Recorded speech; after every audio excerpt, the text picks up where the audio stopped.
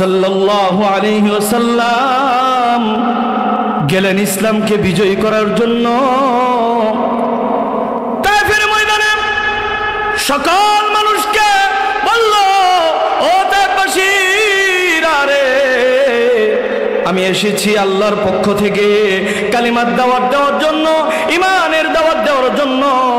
তোমরা যারা ঈমান আনবা, সঠিক পথে চলবা, পরকালে তোমরা জান্নাতে যাইবা। বলেন না আল্লাহু আকবার।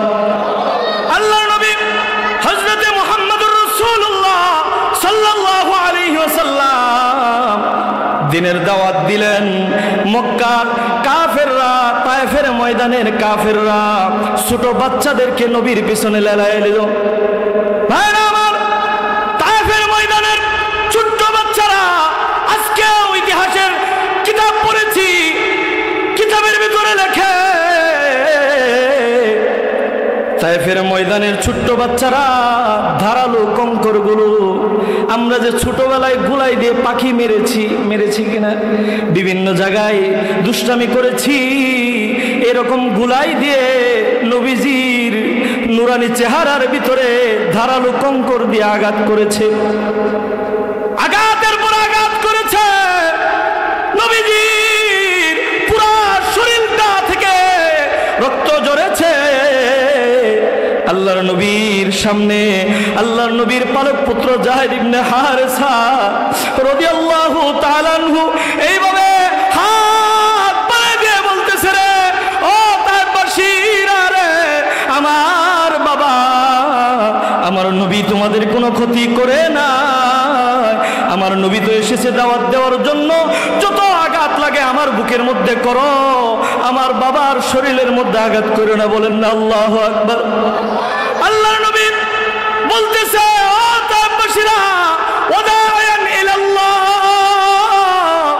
আমি আল্লাহ তাআলার পক্ষ থেকে দা ইলাল্লাহ হয়ে এসেছি, দ্বীনের দাওয়াত দেওয়ার জন্য এসেছি।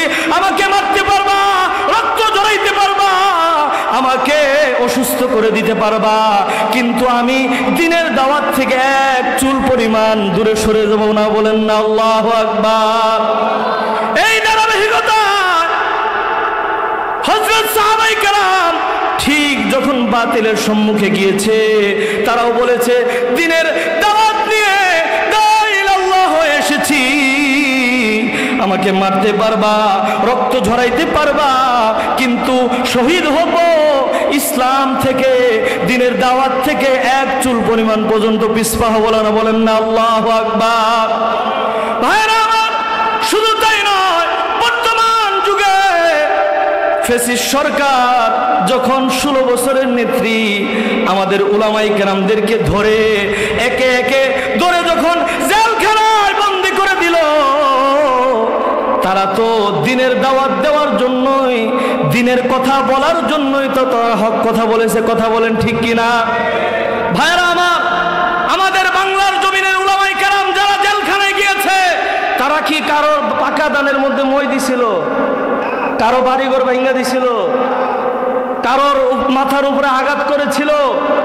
তাদের একটা অপরাধ ছিল, আল্লাহর জমিনে ইনিল হুকমু ইল্লা লিল্লাহ, আল্লাহর জমিনে আল্লাহর দ্বীনকে প্রতিষ্ঠিত করব, আল্লাহর জমিনে আল্লাহর আইনকে বাস্তবায়ন করব, আল্লাহর জমিনে আল্লাহর আইন চলবে। এই কথা বলে যখন বজ্রকণ্ঠে মাঠে ময়দানে কথা বলেছে, তখন যেগুলো রাম বাম তারা চিন্তা করেছে, উলামায়ে কেরাম যদি বড় বড় হক কথা কয়, উলামায়ে কেরাম যদি হক কথা বলে, তাহলে তো আমরা মানুষের টাকা পয়সা লুণ্ঠন করে বিদেশে যায় বাড়ি করতে পারবো না। কথা বলেন ঠিক কিনা? উলামায়ে কেরাম যদি হক কথা বলে, তাহলে আমরা নারীদেরকে আত্মসাৎ করতে পারবো না।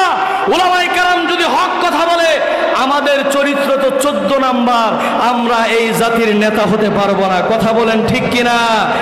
এই জন্যই এই বদমাইশগুলো, চুর বাটপারগুলো করে কি, যখন ইলেকশন আসে তখন যায় মাথার ভিতরে 14 ইঞ্চি টুপি লাগায়। কথা বলেন ঠিক কিনা?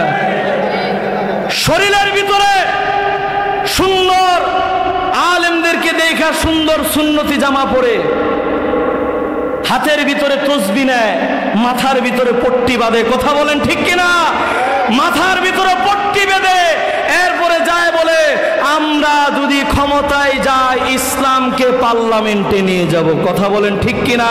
কিন্তু এই বাটপারগুলো, এই চোরগুলো এখানে যখন বক্তব্য দিবে, বক্তব্য দেওয়ার আগেও আমি আমার কয়েকজন ওলামায়ে কেরামের মুখে শুনেছি, বক্তব্য দেওয়ার আগেও এক ডোক খায় আসছে, যাওয়ার পরে আবার যায় আরেক ডোক খায়।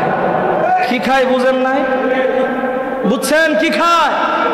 অথচ এটা খায় শরীরের ভিতরে একটা ভাব লয় কথা কয়, কিন্তু আবার যায় খায়। মূলত তাগর চিন্তা ভাবনা হইলো এই জাতিদেরকে তো স্বাধীনতার পর থেকেই ধোঁকা দিয়ে এসেছি, এখনো যদি ধোঁকা দিতে পারি তাদের মাথার উপরে কাঁঠাল ভাঙ্গা খাইব। কথা বলেন ঠিক কিনা? গাজীপুরের মানুষ কথা বলতে হবে। এইরকম লুচ্চা বদমাইশ বাটপার যেগুলোকে ইসলামের ক্ষতি করেছে ওই রকম লোকদের কি আগামীতে পার্লামেন্টে দেওয়া যাইবে নি? জোরে কথা বলেন, দেওয়া যাইবে? যারা ইসলামের কাজ করবে, যারা জনগণের সেবা করবে, যাদের মাধ্যমে দেশ পরিবর্তন হবে, যাদের মাধ্যমে সমাজ পরিবর্তন হবে, যাদের মাধ্যমে যুবকদের চরিত্র পরিবর্তন হয়ে যাবে, ওই রকম নেতাদেরকে আমরা আগামীতে সংসদে বসাবো। জোরে কথা কয় না? আপনারা কে কে বেজার হইতেছেন একটু হাত তোলেন তো। হ্যাঁ, মুরব্বী বলো বেজার হয়েছে। আপনারা কেউ বেজার হন নাই তো? হক কথা আমাদের বলতেই হবে। যদি এই গলার ভিতরে ফাঁসির রশি আছে, যদি হক কথা বলতে যায়, যদি মাথাকে কেটে ফেলে, এরপরও হক কথা বলবো, হক কথা থেকে পিছপা হব না ইনশাআল্লাহ। কেননা আমরা শিখেছি আল্লাহর নবীর তায়েফের ঘটনা থেকে। আল্লাহর নবী বলেছে, ও তায়েফবাসী, আমি তো এসেছি দাঈ ইলাল্লাহ, আল্লাহর পক্ষ থেকে কোরআনের কথা বলার জন্য। প্রয়োজনে জীবন দিব, প্রয়োজনে রক্ত দিব, প্রয়োজনে ঘাম দিব, শ্রম দিব, হক কথা বলেই যাব, কিন্তু হক কথা থেকে আমাদেরকে পিছপা করতে পারবে না। বলেন না আল্লাহু আকবার। আমরা তো ওই নবীর উত্তরসূরি, আমরা জীবন দিতে পারি, আমরা মাথা কেটে দিতে পারি, কিন্তু হক কথা থেকে পিছপা হতে পারি না। কথা বলেন ঠিক কিনা? ভাইয়েরা আমার, যে আয়াত তেলাওয়াত করেছি, এই আয়াতের ভিতরে সূরা আল ইমরানের 169 এবং 70 নং আয়াত তেলাওয়াত করেছি।